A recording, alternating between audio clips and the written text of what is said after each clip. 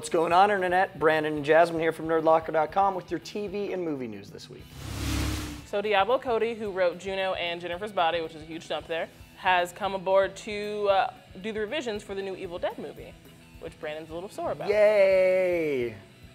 That sounds so great. I can't wait to see that. Are you lying a little? No, I'm gonna take the high road because, you know, Sam Raimi and Bruce Campbell are producing this, and obviously there's something there they like.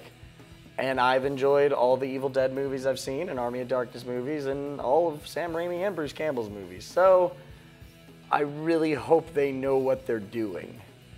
For those of you that don't know, this is now an official remake. Evil Dead 2 was actually a remake of Evil Dead 1.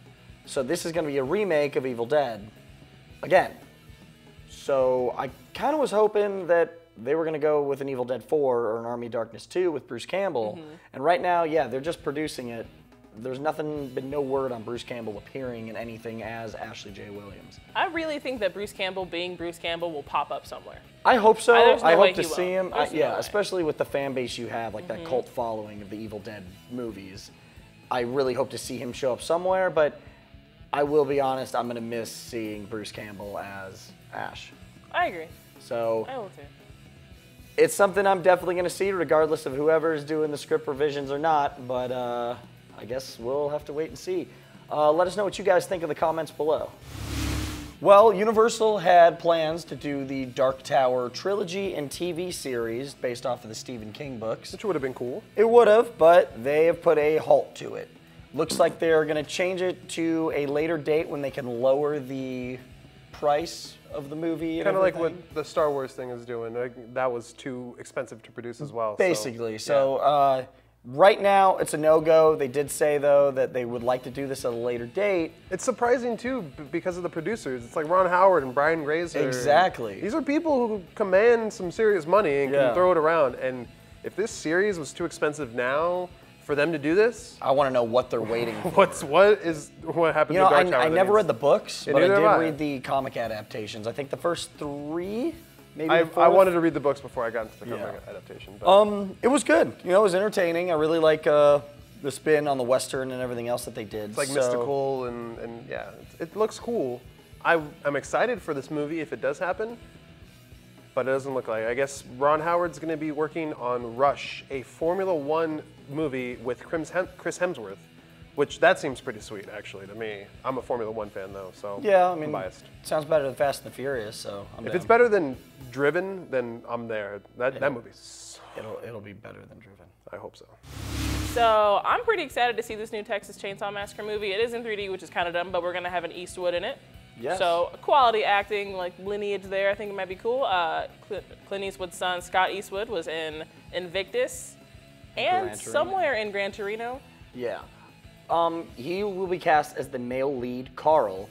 For those of you that don't know, this movie's going to begin with the ending to the very first Texas Chainsaw Massacre, and then jump 20 years later and not take into account any of the other Texas Chainsaw Massacre films you've ever seen.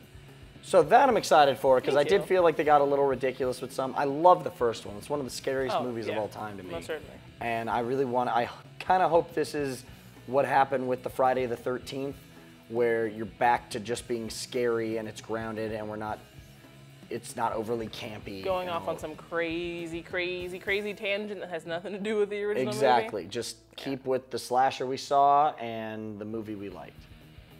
Another fun little source of information we got is Gunnar Hansen, the guy who played Leatherface in the original one, is going to make a cameo in this, which I think is cool. That's cool. No one's going to know who he is. Well, yeah, just the guy walking by on screen. That'd be a big dude.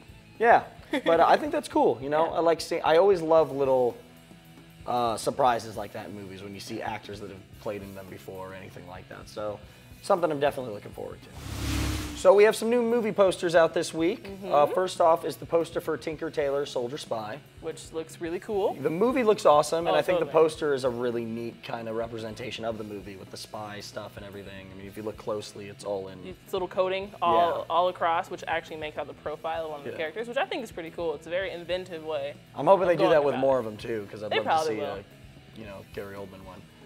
Next up is the Hunger Games, which I know nothing about, but I'm thinking it's going to be that next huge story that we all jump onto. A lot of people have told me that's what like everyone's been reading. It's a book series, and it's kind of along the lines of Harry Potter and Twilight. Not as where they're vampires or wizards or anything, but a lot of kids are reading them, and that's like the big thing.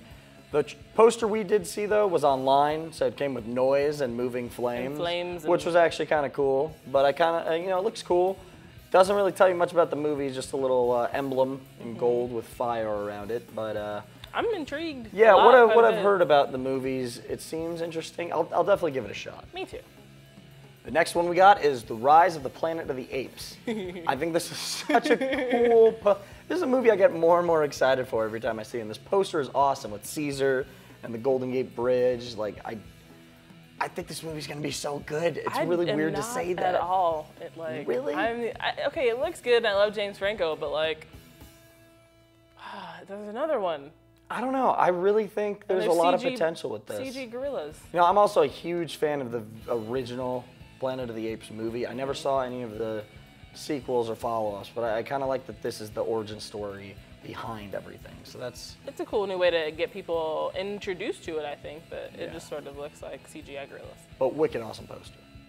And finally, we have a fan-made Dark Knight Rises poster for the new Batman movie. Yes, we do. It's pretty much just like a third of each of the posters put together, and it says, begins, falls, and rises. And it looks really, really cool. Like, I kind of just realized what they were doing. Yeah, I love the Dark Knight posters. Like, Batman Begins was cool. They had some good posters. I ended up buying like 4 or 5 posters from the Dark Knight when it came out. I have a bunch of them. So I'm really, I really want to see what they come out with, because that was one of the coolest parts leading up to the movie, was seeing what he was releasing.